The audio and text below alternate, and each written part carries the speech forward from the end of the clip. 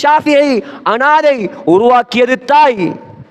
ஹாஜா முஈனுத்தீன் சிஸ்தி துஹ்ஃபே தாலிபாத் और முஅல்லிமாத் என்ற கிதாபில் எழுதுறாங்க, ஒரு பிரயாணத்தில் 70,000 காஃபிர்கள் இஸ்லாத்துக்கு வந்தாங்க. 12,000 பாவம் செய்த முஸ்லிம்கள் தௌபா செய்தாங்க. ஒரு மனிதன் உம்மா கிட்ட போய் சொன்னார். உம்மா சொன்னா, மகனே உன்னுடைய கெட்டித்தனம் அல்ல, உனக்கு பால் தரும் பொழுது நான் துவா செய்து செய்து பால் தந்தேன். யா அல்லாஹ் எந்த மகனை கொண்டு நீ தீன ஹயாத்தாக்குவாயாக.